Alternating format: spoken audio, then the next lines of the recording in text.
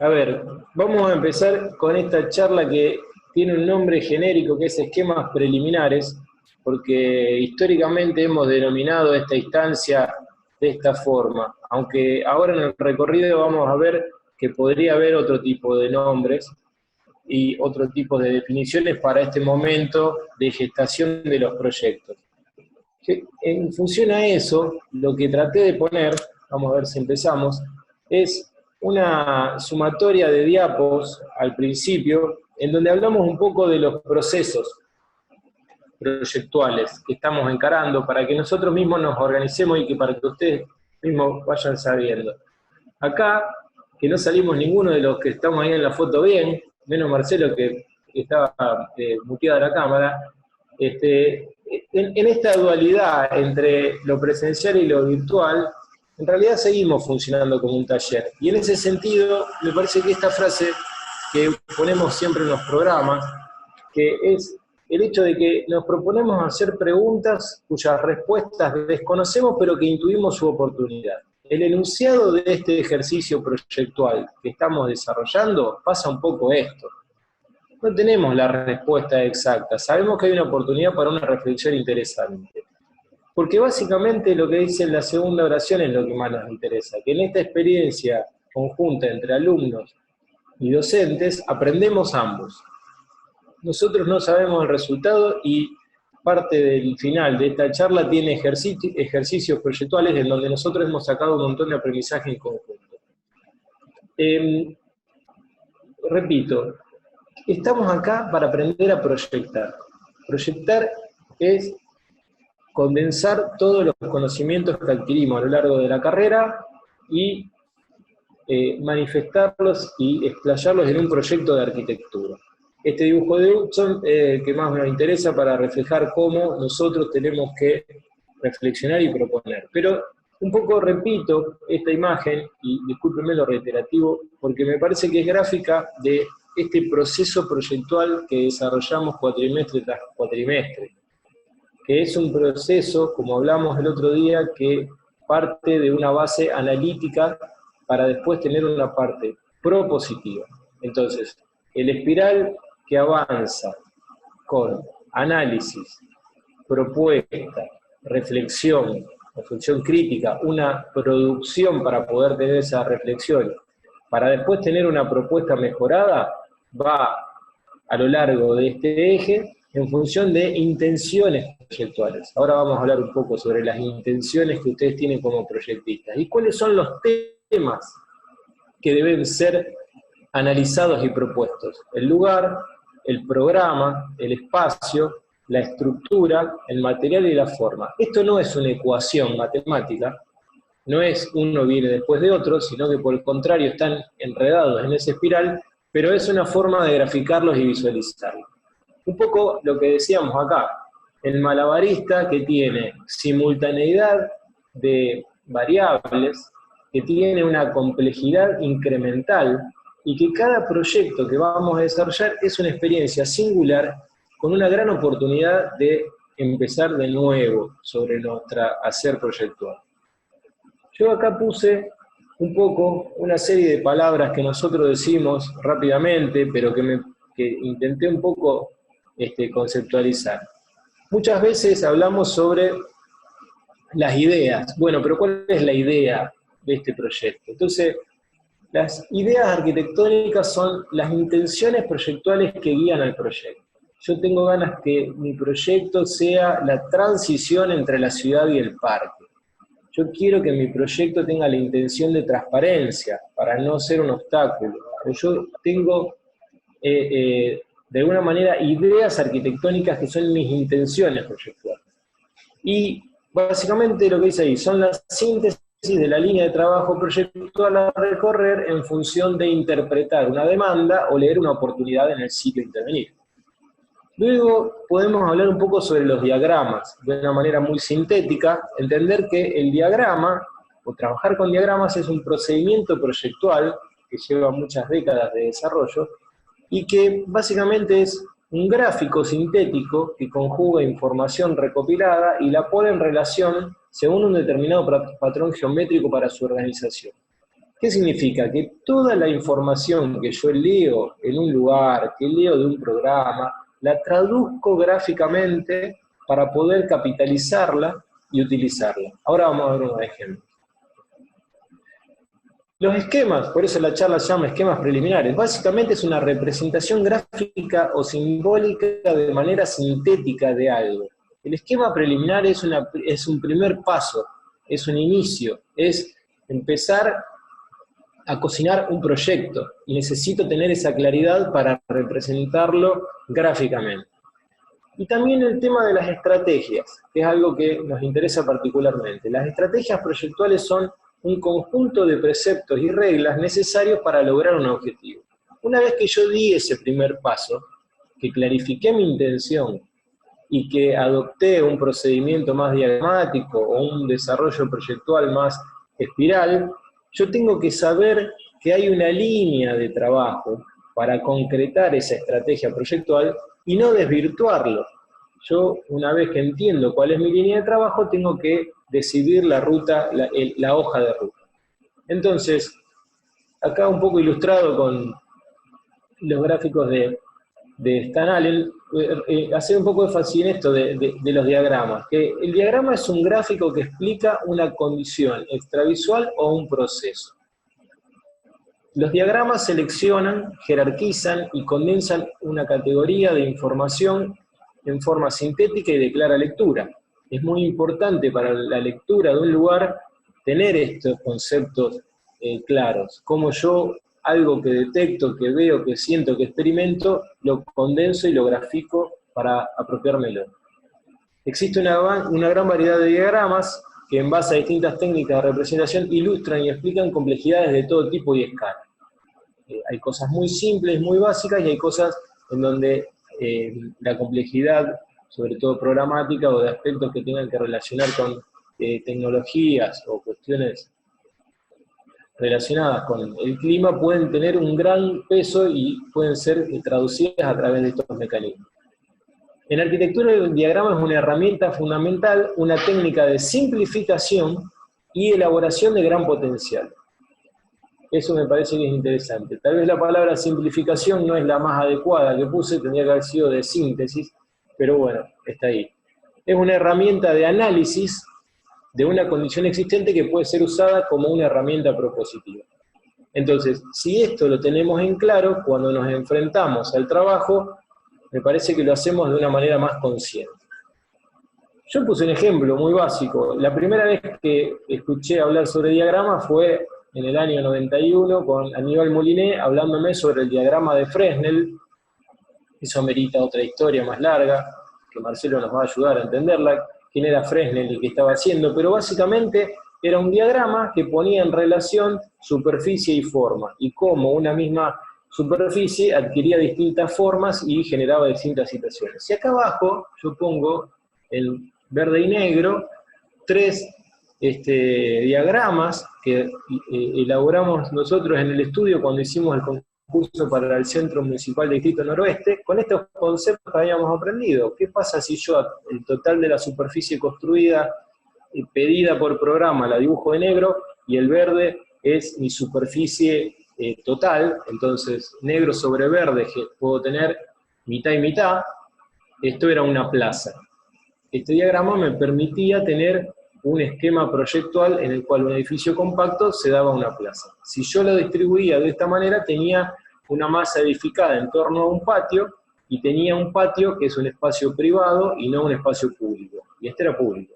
O si la condensaba con una forma particular, tenía una vereda ensanchada con un espacio público no de la escala pertinente. Eran un esquema que permitió generar diferentes esquemas. Y esto sucedió. Yo puse acá un poco en ese concurso los trabajos seleccionados.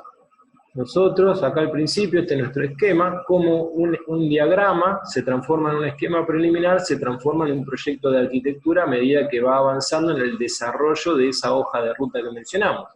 Este es el trabajo del segundo premio que obtuvieron. No, el segundo premio no lo puse, voy a hacer honesto, era el de Ford, Malamud y Ribeira. Este creo que es el trabajo del tercer premio, que era un grupo que integraban Juan Germán Guardati, Román Renzi, Verónica Peralta y Vanessa Patti, que es un esquema similar al que nosotros desarrollamos, en el cual dejamos una gran plaza adelante. Este es el que hizo Marcelo Villafañe, y el Colo Royce era su colaborador, en donde era una especie de claustro, un poco deformado, pero que en la masa edificada conformaba un patio. Y este es el de Gerardo Caballero, que era una especie de araña entre los árboles, que ponía una pieza en el medio con distintas gradaciones, pero dejaba todo el espacio público como fragmentos de ensanchamiento de la vereda. Bueno, esto un poco de alguna manera lo quería mostrar como forma de visualizar cómo son los procedimientos y la continuidad hacia los proyectos. Este es otro tema muy importante que quiero que tengamos en claro. Utilicé uno de los ejemplos de los casos de análisis, porque ya que lo vimos me parecía que iba a ser gráfico. Es la relación entre un proyecto urbano y un proyecto arquitectónico. Nosotros estamos trabajando en esa relación, en decisiones urbanas que tienen que estar simultáneamente verificadas en la escala arquitectónica. Y estas imágenes son gráficas. Este proyecto tan claro de intercalarse para poder ver un parque por delante, cuando uno estudia la planta específicamente de cada una de estas pequeñas torrecitas, ve que las áreas sociales están desde el lugar de las transiciones balcones con la vista al parque, y las áreas más privadas de una vivienda, como son los dormitorios, lugares en donde uno pasa un tiempo pero que no está sociabilizando, están del lado de atrás, que miran hacia otro lado, que no es la mirada más valiosa. Entonces, la verificación de esta escala arquitectónica, no con este plano que parece de legajo, sino con un esquema rápido, interactúa en paralelo con la decisión de la implantación de un edificio. Esto es muy importante, que ese malabarista mueva las pelotitas con velocidad. Estamos en esa línea de secuencia, en un momento en donde tenemos muchos datos del lugar y estamos en la construcción de un programa. Y mirando filminas de viejas charlas de Aníbal Moliné, encontré esta que me pareció también un diagrama muy claro, en donde habla de que el edificio tiene, en función del programa, presiones internas. Nuestros conjuntos habitacionales vamos a tener que redactar o configurar un programa con distintos tipos de vivienda, con distintos tipos de usos, que van a generar una presión sobre cómo tienen que articularse. Y por otro lado tenemos un lugar, que básicamente lo entendemos como presiones externas, que va de alguna manera a informar y a tensionar cómo es esta forma y esta disposición de las formas. Es muy importante que nosotros sepamos que esto va a un lado, y este péndulo va a un lado y va al otro. Pruebo teniendo como primer eje las presiones internas. Las verifico en el lugar. El lugar me dice otra cosa. Reconfiguro cómo es mi planta. Voy y vengo, y entre estas dos busco el equilibrio. Bueno, el lugar. ¿Qué cosas tenemos que tener en este momento verificados del lugar? Aspectos objetivos. Recién Gaby me transmitía una pregunta que podemos clarificar, que es dimensiones, geometrías, topografía, recorridos, materiales, estructuras y ritmos.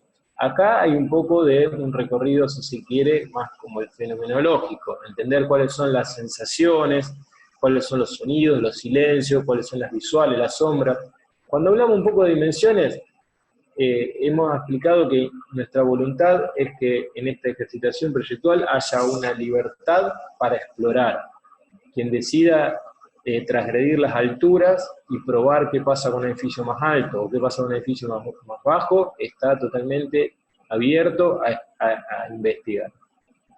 Aspectos funcionales, actividades, usos, circuitos, variaciones de tiempo. Todos estos aspectos deberíamos registrarlos gráficamente con diagramas para poder tenerlo como dato.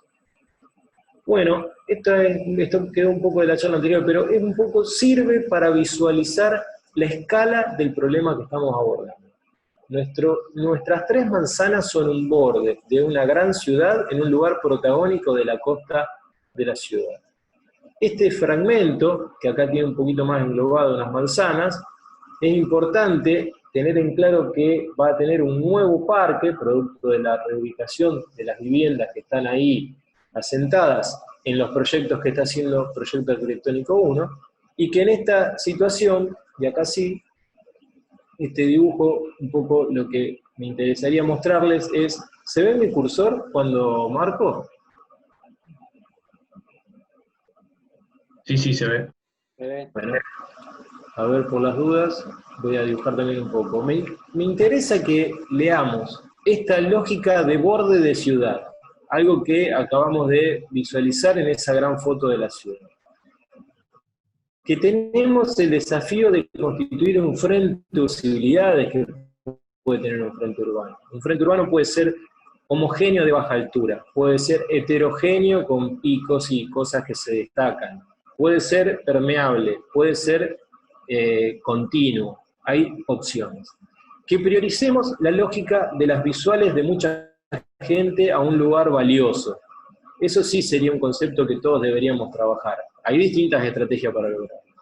Que entendamos la permeabilidad que van a tener nuestras tres manzanas, entendiendo que acá se constituye algo un poco más consolidado de barrio y que nosotros somos la transición.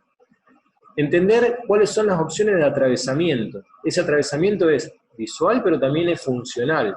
Las calles ya lo tienen al atravesamiento funcional. Nosotros tendremos que trabajar si hay uno semipúblico, intermedio, o si hay una conexión entre las tres manzanas hacia esta plaza de interconexión de llegada al PUR nueva, o si hay alguna otra posibilidad de atravesamiento diagonal sobre las mismas. ¿Y cómo es esta transición? Transición de espacios, secuencia de espacios.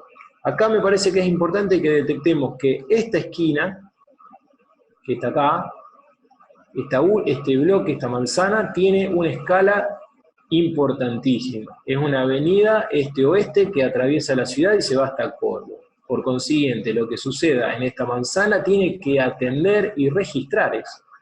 Si el planetario me genera una altura baja, puede ser que tenga una altura baja, pero la escala de los espacios que genere tendrá que reconocer que esta esquina no es igual a esta esquina. ¿Se entiende? ¿Qué pasa acá? Esta otra esquina, en relación a esta playa de llegada de todos los transportes, y este parque no es lo mismo. No es lo mismo que esta otra esquina. Sin embargo, estas constituyen un nodo, estas constituyen un nodo, esta es diferente, esta es diferente. No es lo mismo este lado que este lado. Este lado tiene una escala de relación, este otra escala de relación. Entonces, coincidiendo todos en detectar que ahí hay oportunidades de proyecto y que hay múltiples posibilidades, estamos encaminados. A ver.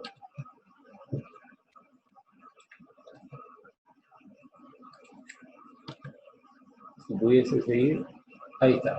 Eso mismo que acabo de mostrarles un poco en el contexto, queda un poco acá graficado. Que en nuestras tres manzanas, entendiendo que los 100% podrían ser leídos como 4 cuadrantes si priorizamos cada de la esquina, en donde en una esquina pasa algo diferente al desarrollo, cada cuadrante podría atender alguna situación en particular, porque es un nudo de calle, o porque son 2 esquinas que dan a un parque, o también en una lógica un poco sin querer simplificar demasiado los 9 cuadrados y algunos conceptos de Hedhook de hace varias décadas atrás, entender de que hay esquinas, de centro y hay periferia, que hay tramos, esquina, tramo, esquina, que esta esquina tiene unas relaciones diferentes a esta otra esquina que tiene otra importancia metropolitana, que esta esquina tiene otro grado de relación diferente a esta otra, estas tienen un poco menos. Tratar de visualizar cuáles son nuestras posibles áreas de intervención dentro de nuestras 3 manzanas a intervenir en nuestro máster. Entonces, siempre apoyándonos en conceptos teóricos desarrollados durante muchos años, en la cátedra cuando estaba Aníbal, acá un poco visualizar las distintas posibilidades de configuración de masa edificada según su pisada en el terreno, y también un poco correrlo, ¿no? Vuelvo al anterior, gran parte de esta especulación sobre lo que implica una masa edificada en anillo, o torres de perímetro libre sobre basamento. Toda esta multiplicidad de posibilidades son muy similares a el estudio de vivienda metropolitana que hace Sejima o Sana a mediados de los 90 para Japón y distintos lotes teóricos en Japón, con baja altura y calles de atravesamiento, con masa edificada conformando grandes patios de espacio público, con un gran patio interior. Un poco recuerden y visualicen los distintos diagramas de Fresnel para el concurso del CMD Noroeste y van a ver cómo muchas cosas de estas pueden ser replicadas. O la configuración de edificios todos asociados. Me parece que algo de esto nos muestra la diversidad de estrategias que hay frente a cada problemática. Yo acá hice, un poco haciendo las cuentas, 3 formas tipo, de manera genérica. Decir, ¿qué pasa si los 30.000 metros cuadrados que tenemos que construir los resolvemos en los 9 cuadrantes, en los 9 cuadrados con torres, de una pisada de 20 por 20 que me garantiza tener una lógica de resolución de una torre? Bueno, me da aproximadamente 10 pisos de altura, 27 metros, tendría 10 torres de esta forma. Si yo quiero reducir mi pisada y mantengo un poco la proporción de esa torre, porque parece ser que con metro más, metro menos podría andar, puedo tener una configuración de este tipo, puedo llegar a una configuración de Twin Tower de este tipo, o puedo tener un híbrido en el cual combino distintas formas de pisada. Si yo quiero resolver, bueno, pero acá llego a los 100 metros, acá tengo 50 metros de altura, acá tengo 27 metros de altura. Esto va creciendo de esta forma.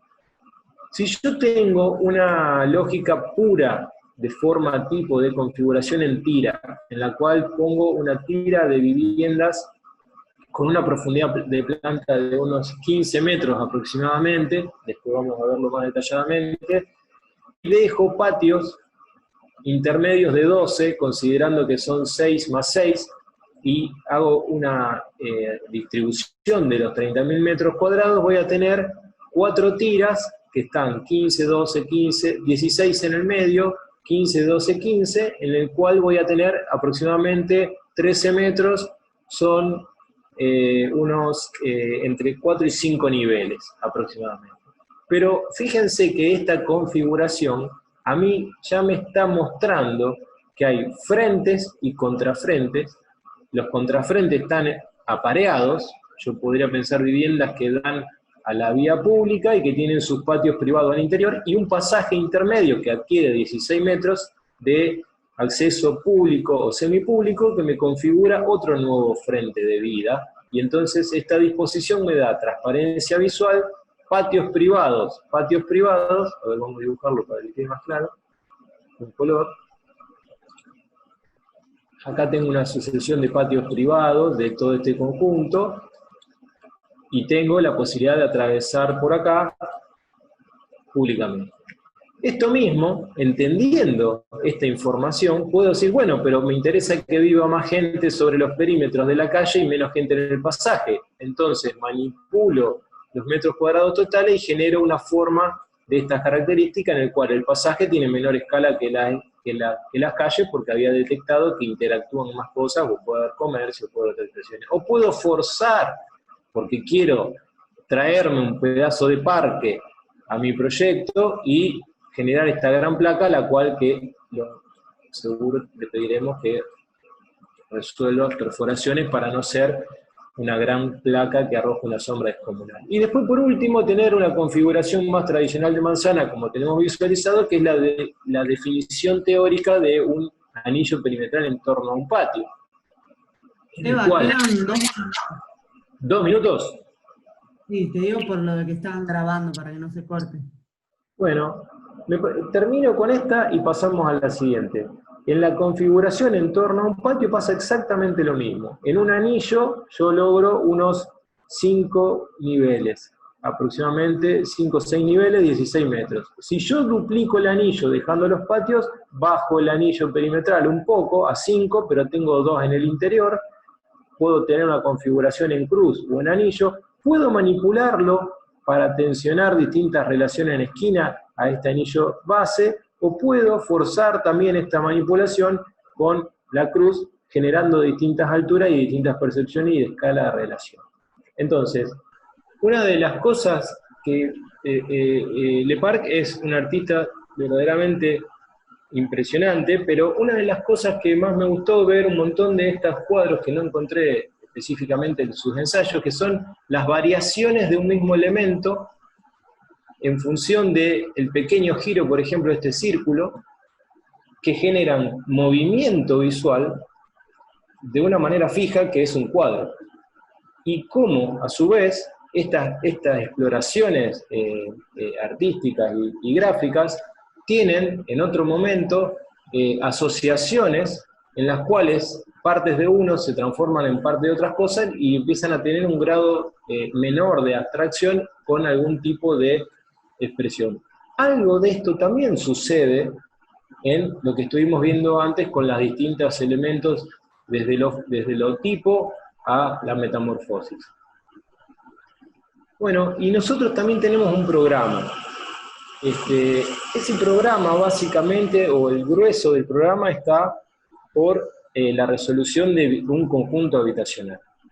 Entonces, no sé, no quiero leer extensamente, pero básicamente nos interesa saber cuáles son los metros cuadrados que le vamos a asignar a cada parte de ese programa, entender que hay usos complementarios, que el programa necesita tener en cada conjunto de vivienda parte destinada al estacionamiento, parte destinada a los comercios, parte destinada a las actividades comunes, que hay que hacer de eso un ajuste dimensional para poder tomar decisiones en el esquema preliminar. Y por eso viene un poco esto, que podemos volver a verlo en otra charla, y es entender que cada una de esas piezas de Rusty, Lego o algo parecido es un ensayo muy rápido de ver cuánto es una conformación de un estar para una vivienda básico. ¿Es un 3×6? Bueno, por ahora me sirve.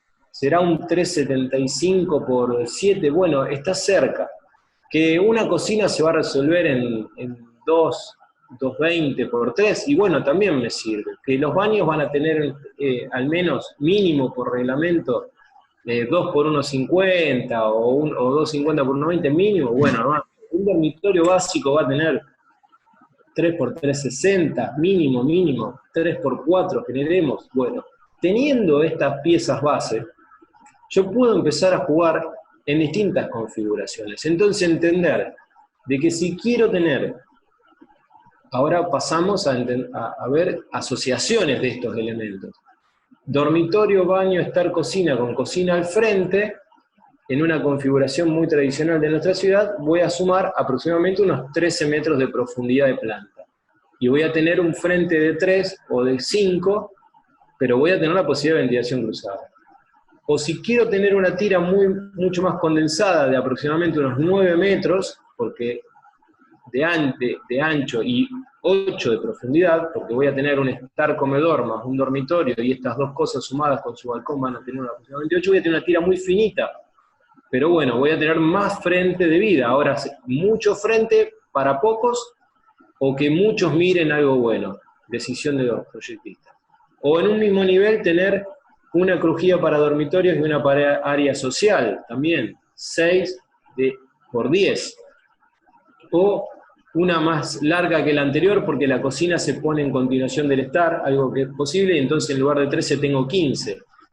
¿Qué estoy mostrando acá? Que ustedes visualicen que la profundidad de planta asociado con los modos de acceso y los frentes de vida, en función de a cuántas personas yo hago ver, un poco acá con el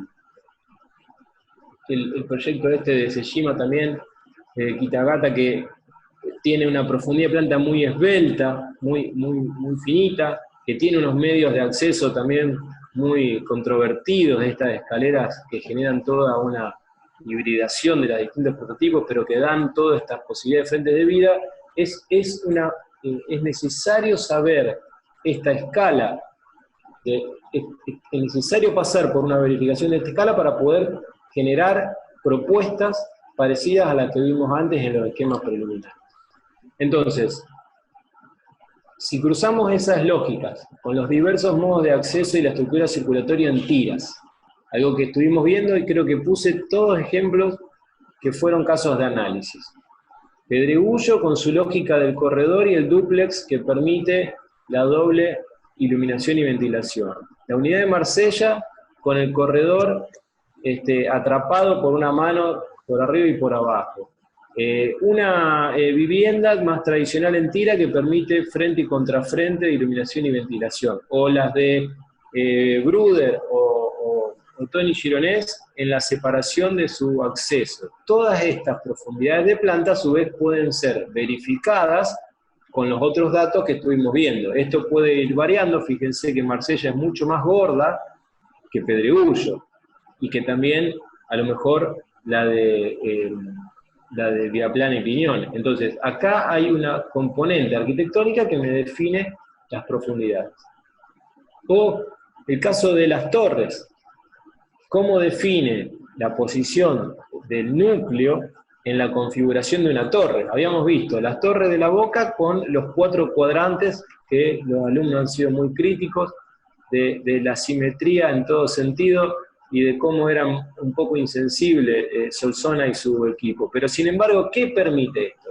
Permite siempre doble orientación. Por supuesto que hay una que va a ser la peor, tal vez la suroeste, y que tendrá solamente buenas visuales, pero va a tener frío y sol y lo va a complicar. Pero hay otras que van a tener la posibilidad de tener locales que tengan una apertura máxima. Por supuesto que el núcleo, al quedar encerrado, no va a tener una buena calidad espacial, va a ser un lugar meramente de servicio. Si yo lateralizo el núcleo, conceptualmente, como pasa con la torre de Álvar Alto, lo que voy a lograr es ese despliegue en abanico de un montón de situaciones, pero ya no voy a tener la posibilidad de tener 4 unidades tan fácilmente distribuidas en esta misma pisada. Voy a hacer, como hace Álvar Alto, desplegarlo más en una placa para poder lograr acceder a todas. O esta, la Goldfinger en Londres, en donde se corre el núcleo de esta placa, y de esa manera se logra la máxima eficiencia de las 4 o la cantidad de unidades necesarias, porque este objeto pasa a ser un elemento compositivo distante. Diferentes estrategias, ninguna es mejor que otras, hay que saber qué me da una y qué me da otra para poder adoptarlas. Algo parecido pasa con las conformaciones de la masa edificada en torno a patio. Acá yo puse 2 ejemplos que no son tal vez de los más brillantes. El barrio Centenario de Tony Díaz, en donde, como en el primer caso, trata de conformar un anillo sumamente constituido, solamente con las entradas en diagonal, y fíjense, esto que se ve en esta fotografía ya se visualiza, justo en una foto todavía cuando todo estaba más lógicamente prolijo hecho. La vida que se genera al entorno son ventanas de dormitorio y todo el espíritu está en el interior, pero bueno, es esta conformación.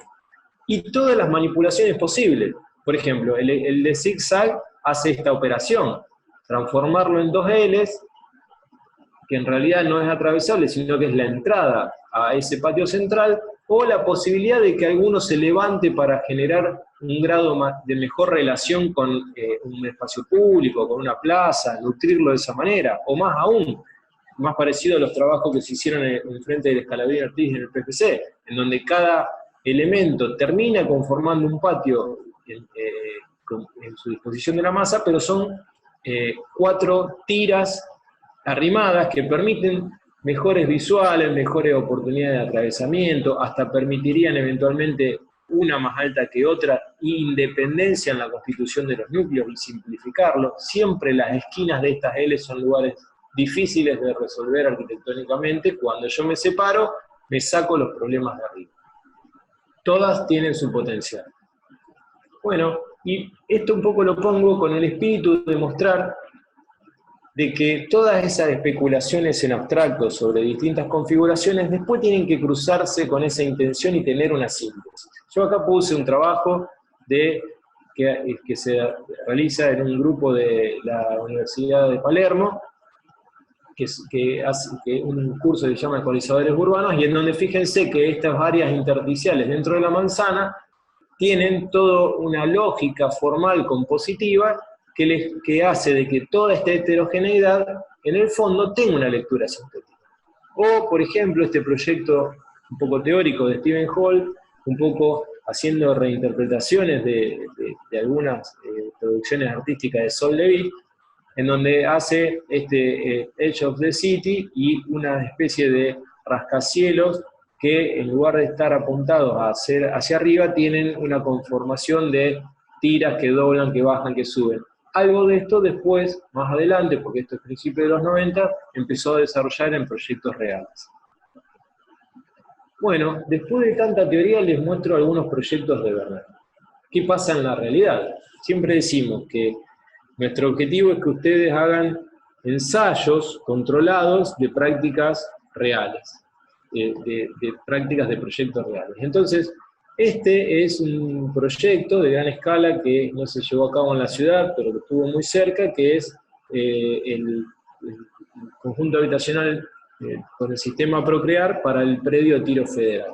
Es un concurso que ganó el estudio Eisenson y nosotros competimos junto al estudio de Forma Muy Ribeira y el estudio de Sapiña Peralta Arquitectos con nuestro estudio porque era una obra de gran escala. Entonces, ¿de dónde arrancaba?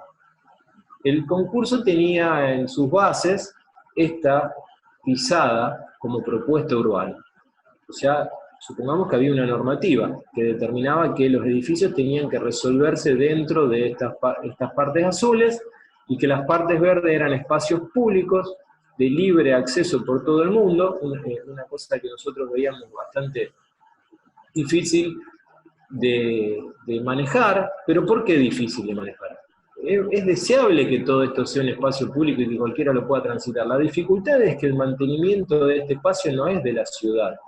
Si es de la ciudad, es un conflicto. Si es de los propietarios, es muy caro asignable. Esa es la dificultad. ¿Quién se ocupa del mantenimiento de los espacios públicos para que sean de calidad? Pero bueno, esta era la propuesta que estaba y nosotros hicimos una propuesta levemente diferente, por eso no estuvimos ni cerca de ganarlo, que era modificar lo siguiente. Entendíamos Avenida Rondó como un gran conector metropolitano con un potencial de vinculación como espacio público. Entonces, los edificios en contacto con Rondó, en lugar de ser un tapón para la posible continuidad de 3 manzanas de espacios hacia adentro, la placa se transformaba en 2 torres, con una configuración de estas características. Luego, las tiras tenían como una especie de T. ¿Por qué? Porque de esa manera lográbamos hacer que en las calles hubiese un espacio, un ámbito que se consideraba un ámbito público de ensanchamiento de las veredas y en donde se ubicaban locales comerciales.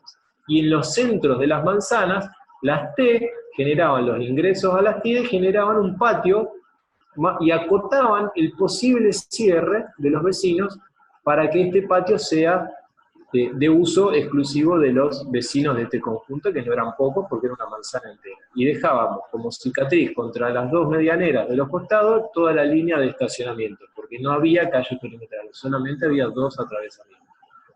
Bueno, esta secuencia de gradientes de escala en altura que iba bajando hasta llegar a una cancha que estaba en el fondo, antes de llegar a las vías, iba teniendo a su vez una serie de configuraciones y articulaciones formales que fuese registrando esa transición de espacios de un lugar al otro. Acá hay un poco una serie de dibujos que tratan de mostrar cuáles son los procesos de gestación. Por supuesto, este es un plano de presentación, el de abajo, pero arriba son todas especulaciones de cómo se vería y qué pasaría y qué pasa si hacemos así, o por ejemplo esta es una instancia que fue muy útil para nosotros, que es ensayar con pequeños bloques rápidamente como una idea, decir, bueno, el verde se mete, los bloques se van desplegando así, se pinchan con alfileres para rápidamente armarlos y cambiarlos y correrlos, o por ejemplo esta técnica mixta de estar dibujando, calcando y posicionando un bloque y corriéndolo y tratando de visualizar. Yo entiendo la rapidez de algunos medios digitales, pero muchas veces la elaboración de una maqueta física permite que con su compañero trabajando, puedan de alguna manera manipular y visualizar las cosas y hacer una cosa un poco más colectiva y no tan individual.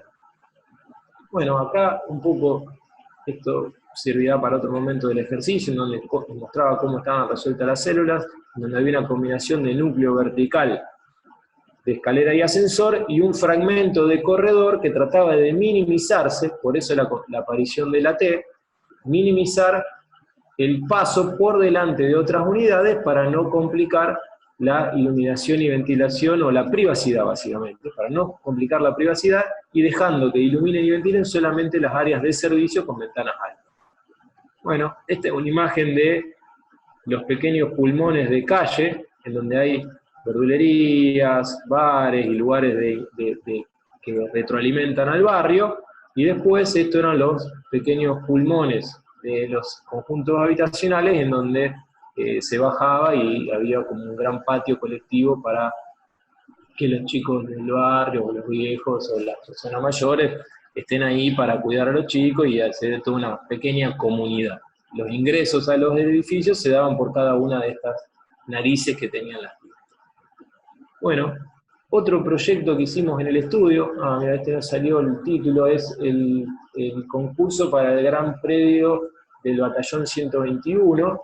Acá está el distrito sur de Sisa, acá iba a ir el proyecto de la Biblioteca del Bicentenario, acá este dibujo, esto ya creo que se los mostré con otro objetivo, pero bueno, era este gran predio vacío, el valor del vacío dentro de una trama, el conflicto de una calle como Ayacucho con mucha conectividad, pero que genera un quiebre entre un barrio residencial muy consolidado y un barrio un poco más heterogéneo y conflictivo.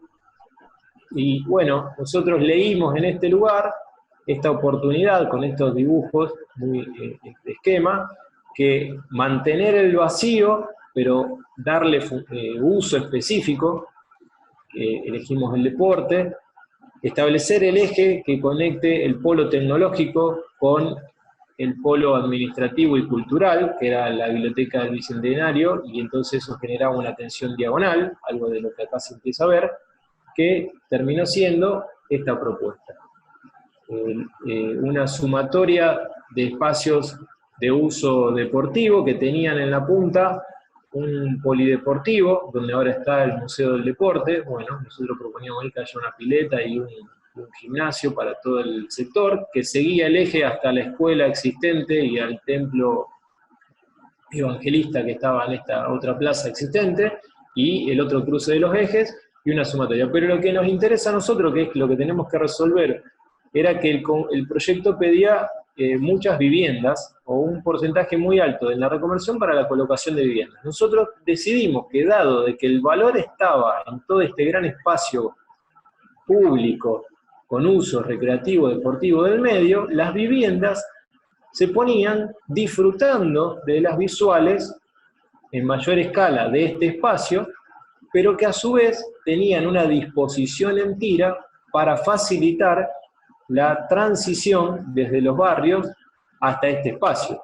Entonces, un poco se ve acá en la planta, si atravesábamos por las calles y generábamos cortadas de menor flujo entre tira y tira para permitir que haya muchas formas de llegar a este lugar que era el más significativo. Un poco acá se ve como hay una mayor altura en los bordes para que más gente disfrute de este lugar, y que hay un montón de tiras para generar de alguna manera la permeabilidad de las dos tramas de la ciudad hacia este vacío que era un gran valor en el lugar. Y luego la diversidad de configuración que todo proyecto de gran escala tiene que tener un grado de flexibilidad y adaptabilidad en los prototipos. Algo de los prototipos está acá, lo menciono muy brevemente. Había viviendas en contacto con el suelo que tenían su patio privado, luego había núcleos de acceso a viviendas que estaban por arriba y tenían su terraza, o sea que hasta un lugar de la tira, cuando la cosa era baja, acá se ve un poco en esta imagen, había viviendas en contacto con el suelo, luego había viviendas con terraza de uso privado de las viviendas, y luego en la punta había como dos halls para unas pequeñas placas con viviendas de mayor altura, pero no tanto tampoco, con departamentos que tenían solamente una expansión tipo balcón.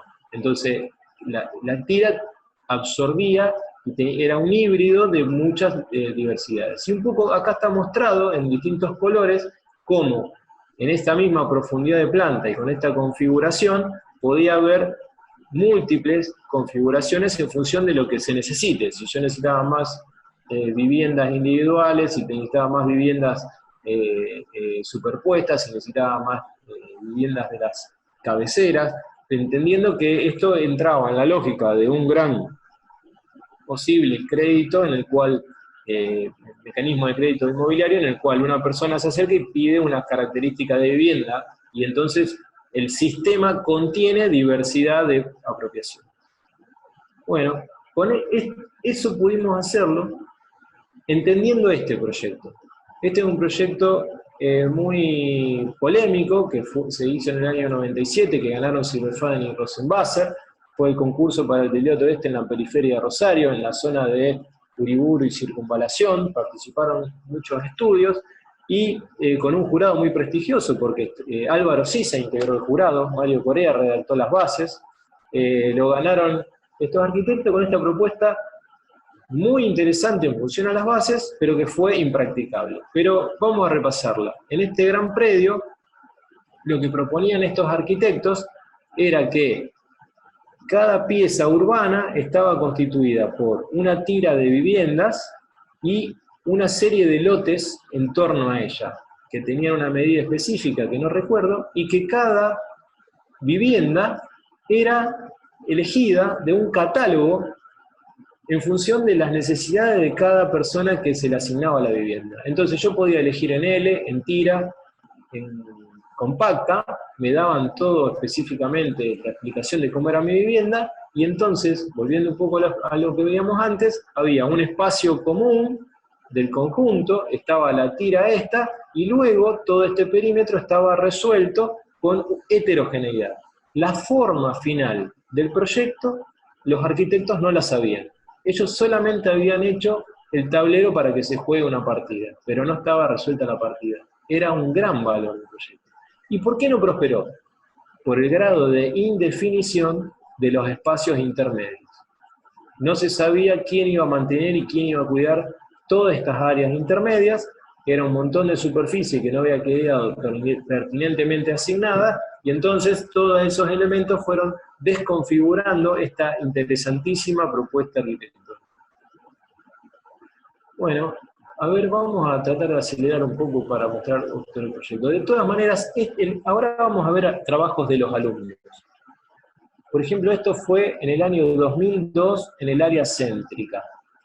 Y elegí este trabajo por facilidad, porque lo tenía, es de uno de mis hermanos, que era en la zona de, esto es calle San Juan, y este trabajo es interesante porque, de alguna manera, además de mostrarles a ustedes cuál es el potencial que nosotros vemos en el desarrollo de sus trabajos, tenía como interesante que tomaba el criterio del desarrollo de una esquina, en un lugar en donde en el área céntrica hay una necesidad de vacío, de aire, porque está todo mucho más colmatado. Si bien está la Plaza Sarmiento cerca, yo ya había hecho un trabajo de similares características con Cagui Campodónico como compañero hace muchos años, y él un poco usó estas lógicas de espejar edificios, y fíjense que la síntesis formal de esta pieza está dada por mantener una profundidad de planta, constituir lugares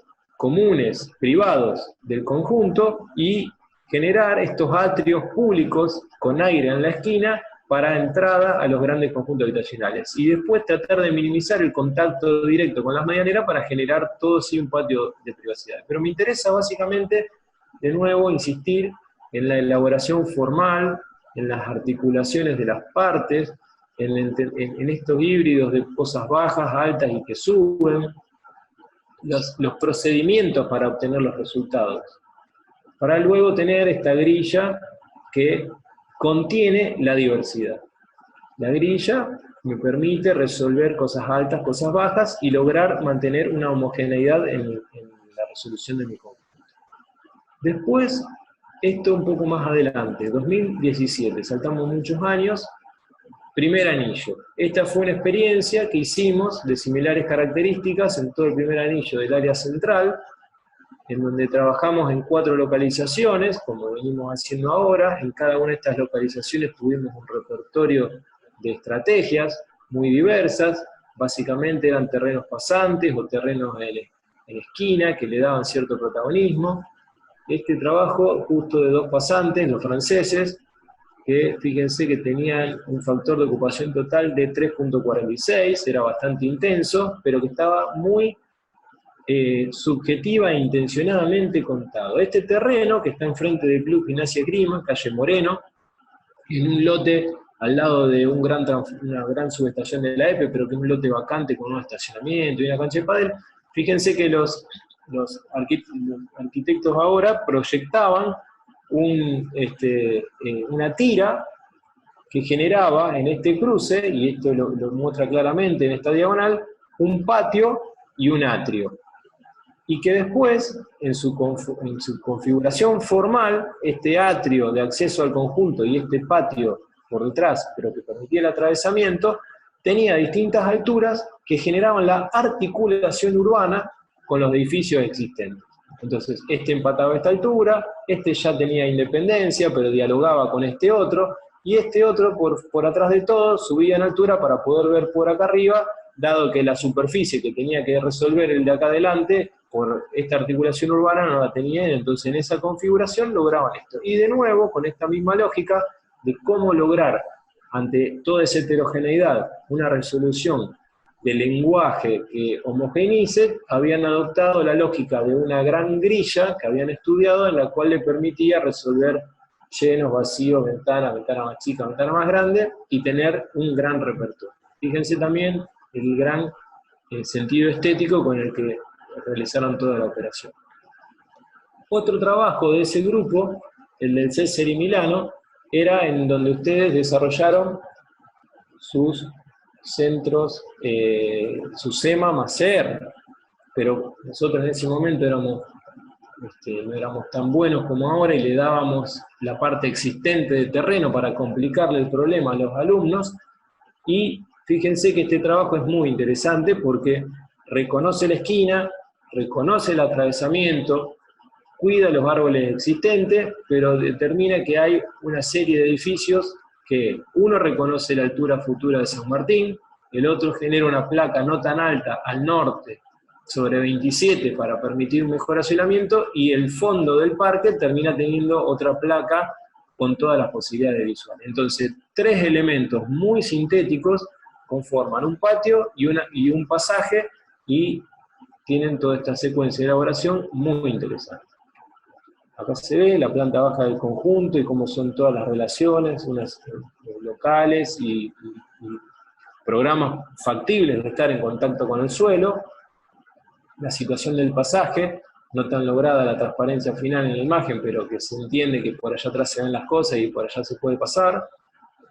El oficio proyectual de la resolución de las viviendas, con doble frente de iluminación y ventilación, y con la ubicación de los núcleos en el área central, pero logrando de esa manera entender de que esta pieza exenta tiene norte y tiene sur, los dormitorios quedan al sur, toda la vivencia queda al norte, y acá al revés, la pieza tiene este-oeste, entonces para no sacrificar una orientación este, el estar tiene la posibilidad de ver hacia el parque y ver hacia el oeste. Es un cambio de configuración, pero que tiene las mismas lógicas. Este es un trabajo de un cuatrimestre, fíjense, todo el grado de desarrollo, la explosión axonométrica, mostrando todas estas elaboraciones que les estaba comentando.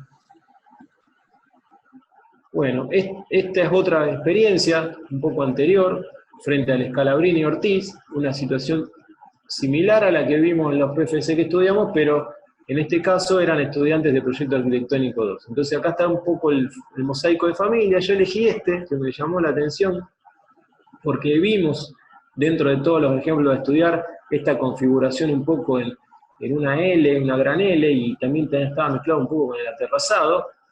Fíjense que acá el factor de ocupación total que se trabajaba es de 3,5, o sea que nosotros estamos un poquito por debajo, pero acá lo que proponían estas dos chicas es que la torre se ponía más lejos porque igual veía el parque y que luego se iba generando todo un aterrazado y que en el uso eficiente de la manzana generaban un pasaje para aumentar los frentes de vida y la entrada y dejaban dos pequeños patios privados para el conjunto. Esta es otra estrategia también muy interesante en la cual el pasaje interior pasa a ser un lugar más paisajísticamente tratado, y las tiras tienen como una serie de patas que son las que configuran el modo de acceso, y hay un aterrazado hacia el interior que remata en las dos torres. Este tiene un factor de ocupación total 3, pero es una configuración muy interesante. La calle tiene los accesos de un tipo y el ingreso interior tiene otro tipo de acceso. Y fíjense que la complejidad del corte reconoce todas esas cosas. Estas fueron nuestras primeras experiencias en la zona de Carballo. A ver, seleccioné este trabajo de Giacomini y Fuchsman porque me pareció muy clara esta forma de manipular la masa total a disponer y de distintas estrategias, de cómo el volumen total se aplana, se horada, se sustrae, se recorta y después luego se transforma en una trama y genera una trama de menor altura y la misma densidad que lo otro, pero con otra configuración diferente, con una serie de pasajes y lugares interiores, otro modelo de ciudad para el lugar. Estaba muy finita las tiras y eso fue una crítica al proyecto. Este también en el mismo lugar o cerca, creo que fue en la otra manzana.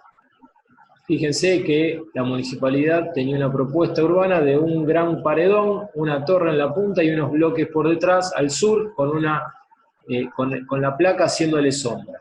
Entonces, frente a esta lectura, las alumnas, Magdalena y Rossi, lo que proponen es conformar una serie de tiras interconectadas en el cual garanticen el asoleamiento desde el norte en algún momento a las tiras que estaban resueltas, y a su vez, acá creo que aparece de a poquito, en la resolución específica del modo de acceso, cada uno de estos patios tiene una espina con un cierto movimiento que genera, un poco lo que se ve acá abajo en el corte, la accesibilidad a lo Bruder, digámosle, como el ejemplo que vimos antes, a cada una de las tiras, y de esa manera hay un pasaje público netamente, otro que es patio expansión de las viviendas, uno de acceso y otro que es patio de la vivienda, que es un poco el que diferencia. Patio con patio, pasaje de acceso. Pasaje de acceso, patio con patio, pasaje de acceso, y el último adquiere otra escala por la avenida. Algo de eso está desarrollado acá. Algo de eso también está desarrollado acá, porque había unas continuidades interiores para poder generar un atravesamiento en otro sentido. Y un poco un poco sobrecargado, es el espíritu general que ellas plantean, con todo un verde creciendo, de todas esas grillas y pasarelas en el medio de los campos. Y ahora sí, ya terminando, creo que este es el último, el de Castro y Ramonda, que, de nuevo, partiendo del master plan de la municipalidad, se sacan los indicadores y se lo transgrede totalmente. En ese sentido, este es uno de los proyectos transgresores, muy impulsado con la voluntad de constituir tramas para bajar la altura y lograr un contacto con el suelo mayor, pero encontrar un patrón que permita, dentro de este sistema, reconocer las particularidades y con el mismo elemento resolverlo. Entonces, obsérvenlo, se ve un poco mejor por acá, a ver, en este lugar. Habiendo detectado la altura de unos edificios cercanos, el patrón de la trama sube y libera terreno. Acá pasa lo mismo y acá pasa lo mismo. Entonces, de esa manera, dentro del mismo sistema, se logra la variación.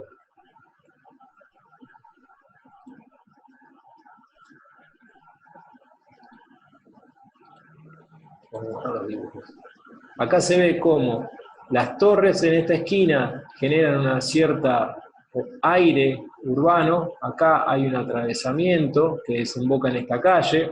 Acá, como había estas torres que ya estaban pensadas, ellos la transforman a su lenguaje y hacen la suya, y entonces se genera un diálogo en esta situación. Acá se interrumpe antes para el lugar que deja esta, y eso mismo Recuerden cuando les mostraba cada uno de los elementos que constituyen las piezas y cómo la asociación de las mismas va siendo la L, la LLL, la L cuadrada, la L cruzada, van armando toda esta lógica de trama y entramado. Flexibilidad en la selección de los modos de representar una idea que se va reforzando con el desarrollo, me parece que es importante estar atentos. Este es un trabajo muy bien resuelto en ese sentido y con muchos elementos. Observen que hay una maqueta que está ubicada en una base de madera y que se destaca del entorno, sin embargo, dialoga con el entorno. Después deciden hacer como esta especie de maqueta con foam que cuando está transiluminada genera este efecto para mostrar un poco la transparencia. Ser cuidadosos de nuestros producidos gráficos para transmitir las ideas y las intenciones que tenemos es muy importante. Y después también cambiar el rango de estas ideas a pasar a concreciones más específicas y seleccionar cuáles son los dibujos que nos muestran. El corte perspectivado, mostrando las intenciones de las cosas que vuelan, o las escenas urbanas que piensan en función de cómo sus dos edificios se corrieron para poner en diálogo a algún otro significativo del lugar. Cómo paso a paso las cosas van de alguna manera sumando valor. Y esto, gracias a Gaby que me pasó último momento, que ya es un trabajo que hicimos todo el grupo, con Marcelo, con Martu, que es una experiencia muy similar a la que ustedes están realizando. Y con esto quiero hacer énfasis. Esto está hecho el año pasado. Es el Frente Urbano sobre Carballo, en donde también se trabajó con distintas configuraciones de forma tipo, algunos tenían torres y tiras, otros tenían conformación de anillos y tiras. Fíjense que acá está por delante el master plan que hizo Foster con Ford, Malamud y Ribeira para todo este sector, que después no se terminó concretando, solamente se está haciendo una parte de la torre de Metra, pero que si se fijan en este master plan, es un híbrido de edificios en tiras, edificios en L, a veces hay claustros, abiertos hacia un lado, es una configuración múltiple, o sea, arquitectos de gran trascendencia operan con los mismos problemas que operamos nosotros. Y esta sumatoria de trabajos muestran al estilo Gran Master Plan de Villa Olímpica o a grandes desarrollos, como la sumatoria de distintos proyectos arquitectónicos específicos con un patrón de desarrollo puede considerablemente transformar este frente urbano y no desentonar. Acá observen que cada torre es distinta, pero es la lógica de la ciudad. ¿Qué es superador de este frente urbano y la reflexión que nosotros nos permitió? Hoy este frente urbano tiene una disposición de 25 metros de altura y lote a lote se va a construir y se va a construir en un paredón de 25 metros de altura con una sombra arrojada al pasaje Don Orione y al barrio Refinería. Yo voy a estar en el barrio Refinería y voy a atravesar un paredón macizo de un montón de gente con balcones al parque. Sin embargo, la conformación en torres permite un aire urbano, un atravesamiento del sol bajo en distintos momentos a un perímetro de manzanas, un calibre en las escalas de la llegada en las esquinas donde bajan los edificios y hacen un poco más amena la llegada a la avenida y suben un poco más en el centro. Hubo un montón de cosas que nos permitió visualizar una mejor ciudad o que ustedes se lleven conocimientos para una mejor ciudad. Y luego esto, que es lo que nosotros todos deseamos, que podamos a fin de curso poder decir, bueno, a ver, nuestro master plan de 3 manzanas, juntemos las que hicimos y de repente hacemos este fotomontaje y, no sé, construimos un fragmento de ciudad entre todos. Y hicimos esta experiencia, desde los esquemas preliminares hasta la resolución específica arquitectónica, ¿no? Pasando un poco por esto, la maqueta. Me parece que por acá es el norte que tenemos todo y el objetivo general de trabajar en lograr la configuración de estas imágenes. Bueno, esta quedó de siempre, recordémosla. Hay que aprender haciendo. Tenemos que producir, tenemos que generar el material para poder reflexionar. Tenemos que traducirlo gráficamente. Oigo y olvido, veo y recuerdo, hago y comprendo. Dibujemos.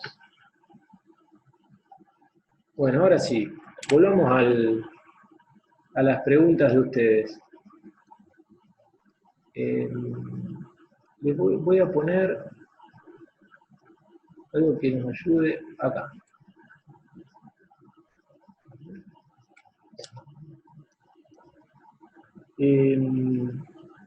La pregunta que hacen ustedes con respecto a qué consideramos del master plan de PFC para trabajar, es muy importante que estemos atentos de que cosas que se puedan pensar por acá, edificios, equipamientos, tensionen alguna de nuestras decisiones. Las bibliotecas creo que estaban en este sector. Corríjanme, chicos, si estoy hablando mal.